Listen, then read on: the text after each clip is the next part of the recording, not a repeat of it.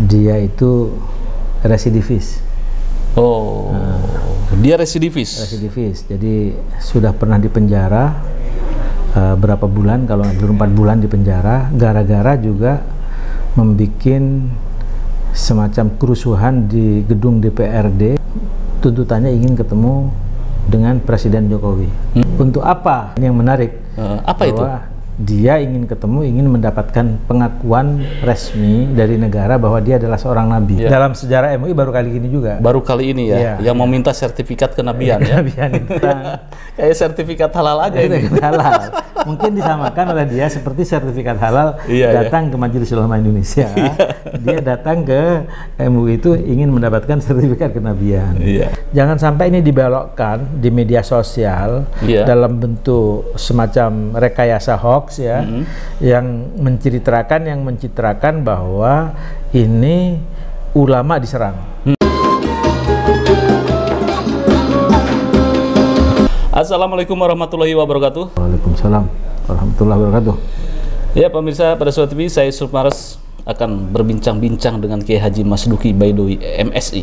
Beliau adalah sebagai staf khusus bidang komunikasi dan informasi Wakil Presiden Republik Indonesia, yaitu Kiai Ma'ruf Amin, dan juga beliau menjabat sebagai ketua bidang informasi dan komunikasi Dewan Pimpinan Majelis Ulama Pusat. Ya, Pak Kiai. Ya, gimana? Tadi pagi itu ada tembak-tembakan di kantor MUI.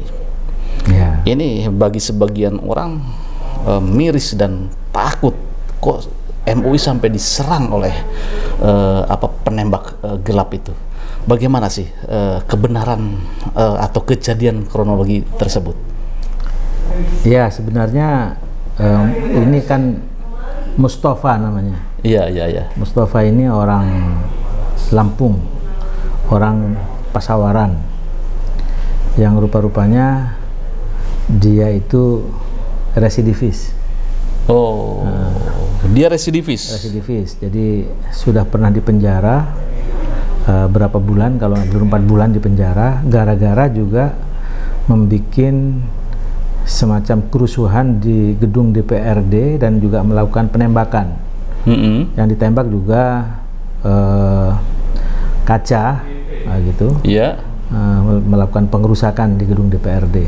Waktu itu juga tuntutannya ingin ketemu dengan Presiden Jokowi. Dalam pemberitaan seperti itu. Nah, untuk apa dia ingin ketemu Presiden Jokowi? Ya, ini yang menarik. Apa itu? Dia ingin ketemu, ingin mendapatkan pengakuan resmi dari negara bahwa dia adalah seorang nabi. Wow, begitu. Jadi pengennya itu meminta sertifikat dan pengakuan seorang nabi. Dahsyat sekali nih, Kiai. Ya, lanjut, Kiai. Kita nggak tahu cerita itu pada mulanya, tetapi kemudian dia juga proses awal sebelum kejadian di MUI tadi siang itu, dia juga berkirim surat ke Majelis Ulama Indonesia. Isi suratnya itu juga sama, ingin bertemu dengan pimpinan Majelis Ulama Indonesia, yang tujuannya ingin mendapatkan legitimasi kenabian dari Majelis Ulama Indonesia. Jadi kalau dia ingin jadi nabi, ingin dapatkan semacam legitimasi atau sertifikat dari Majelis Ulama Indonesia, berarti Majelis Ulama Indonesia itu di atas nabi dong, gitu. Nah, itu yang menarik. Saya bilang kayak sertifikat halal aja ini. Halal. Mungkin disamakan oleh dia seperti sertifikat halal datang ke Majelis Ulama Indonesia. Dia datang ke MUI itu ingin mendapatkan sertifikat kenabian. Nah, inilah yang kemudian waktu itu kita sedang rapat di atas ya. Pada hari Selasa tadi itu kan itu ada rapat rutin lah kita. Ada rapat rutin yang hadir secara fisik ke Majelis Ulama Indonesia di lantai 4, tapi juga ada yang hadir secara online, karena pakai Zoom juga kan. Nah, ketepatan saya juga hadir pakai Zoom itu.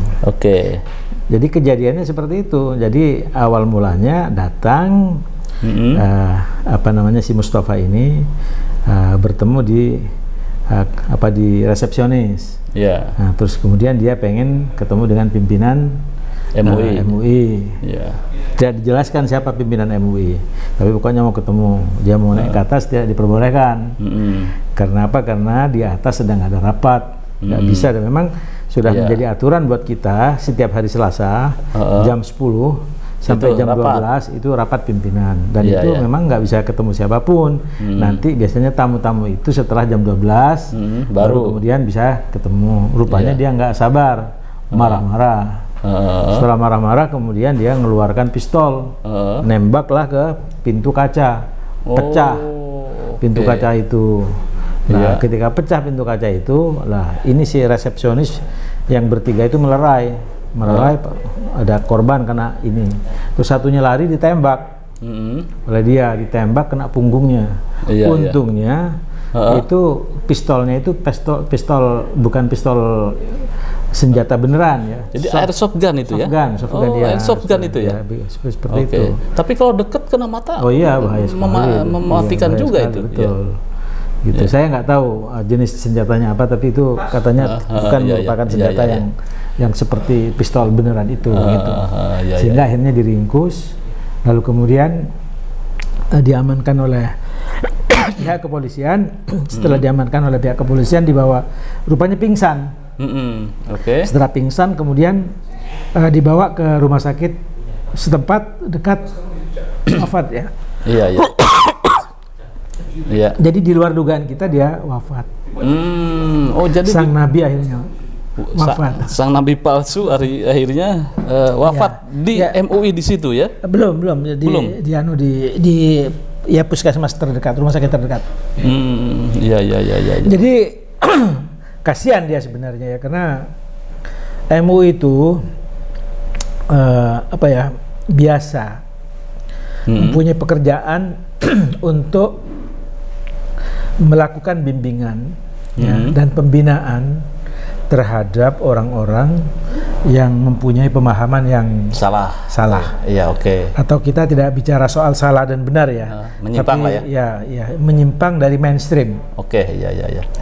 Kan umat Islam di Indonesia ini mainstreamnya kan ahli sunnah wal jamaah gitu ya.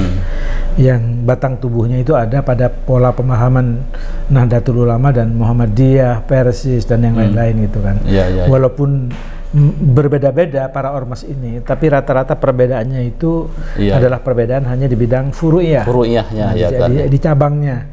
Sementara di usulnya itu sama, kita nggak ada perbedaan apa-apa antara NU, Muhammadiyah, Persis, Tarbiyah dan yang lain-lain semuanya. Nabinya satu ya.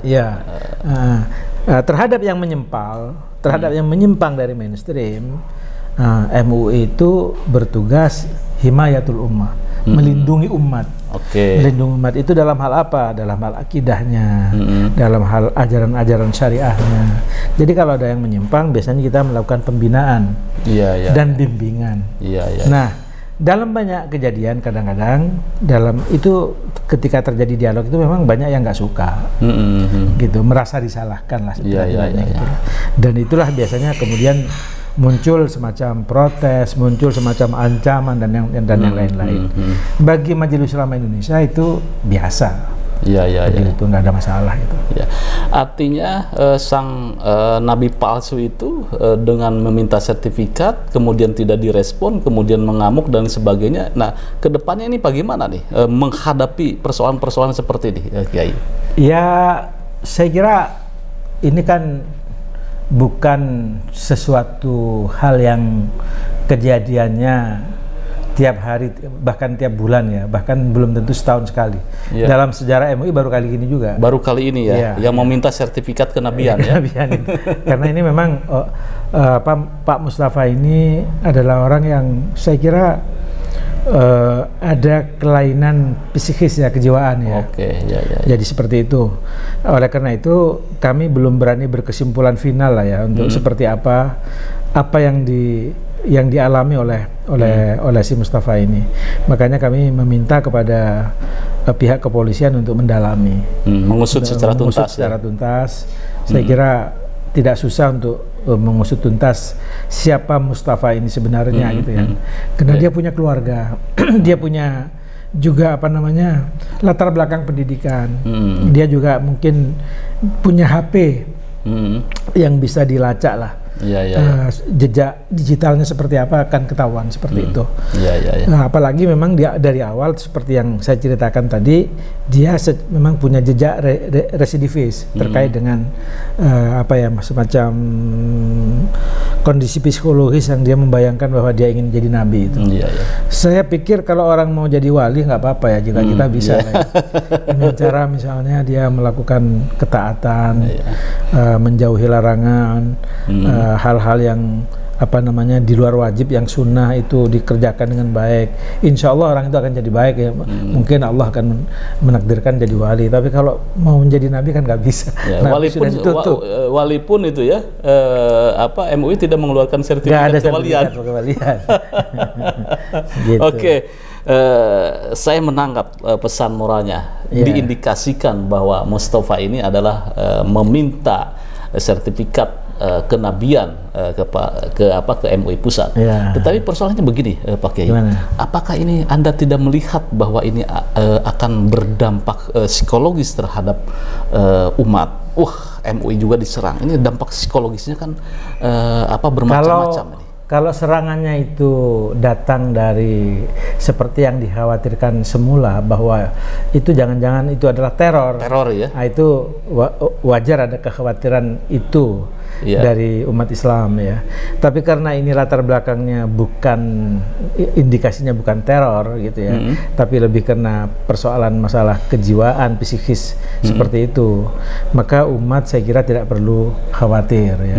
Bahkan juga saya sudah memberikan saran, menyarankan juga kepada kader-kader MUI, para ulama yang ada di pusat ataupun di berbagai daerah, di cabang-cabang, untuk terus melakukan dakwah ya, untuk terus melakukan pembinaan kepada umat, menjaga umat agar terhindar dari kesalahan-kesalahan di dalam menjalankan agama Islam. Jadi tetap tegar melakukan amar ma'ruf nahi mungkar, jangan terpengaruh oleh kejadian ini. Dan yang penting, Bung, yang paling penting justru kita khawatirkan itu jangan sampai ini dibelokkan di media sosial dalam bentuk semacam rekayasa hoax ya, yang mencitrakan bahwa ini ulama diserang. Kan ini majelis ulama kan. Betul. Nah, dan ini kan banyak sekali ya, jadi hoax anonim yang mencitrakan bahwa pemerintahan Pak Jokowi, Kiai Ma'ruf ini anti ulama. Sesuatu hal yang itu secara logika, saya kira logika yang tidak masuk akal. Karena apa? Ini pemerintahan, wakil presidennya adalah mantan ketua MUI dan Rais APBN. Jadi nggak mungkin lah kok ada sebuah pemerintahan seperti itu kemudian anti ulama, nggak mungkin itu. Ya di media sosial juga ada sama Kak, karena pakai baju kotak-kotak gitu kan. Nah, itu menjuruskan ke pendukung siapa. Nah, itu makanya. Jadi jangan hal yang seperti itu dijadikan hoax ya, yang kemudian menjadi fitnah yang menjalar ke masyarakat. Dan saya himbau kepada masyarakat untuk tenang-tenang saja dan tidak menerima berita-berita hoax yang terjadi terkait dengan kejadian-kejadian ini. Kira-kira seperti itu. Terakhir, Kiai, bagaimana dengan antisipasi ke depannya nih, MUI Pusat? Karena kan banyak kejadian-kejadian seperti ini. Mungkin kedepannya kita tidak tahu apakah diperketat dengan sistem keamanan kepolisian. Enggak, saya kira tetap saja Majelis Ulama Indonesia itu harus tetap terbuka kepada umat, kepada masyarakat, kepada siapapun yang mau datang.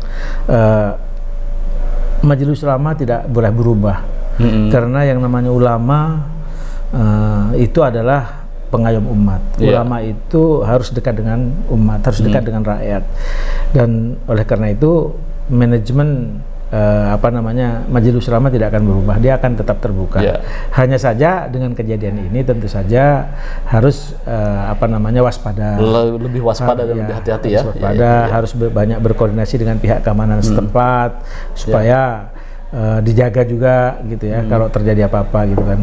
Apalagi ini juga di tahun politik ya, kita menghadapi tahun politik. Saya kira ya supaya lembaga seperti Majelis Ulama menghadapi hal-hal yang seperti itu supaya lebih hati-hati dan dijaga, dan kami tetap akan menjalankan kegiatan dakwah seperti biasanya. Oke, terima kasih Pak Kiai. Jadi cukup gamblang bahwa pelaku penembakan di kantor MUI Pusat diindikasikan seorang yang ingin meminta sertifikat kenabian. Terima kasih. Jangan lupa like, share, subscribe pada Suara TV. Wassalamualaikum warahmatullahi wabarakatuh. Waalaikumsalam warahmatullahi wabarakatuh. Terima kasih Pak Kiai.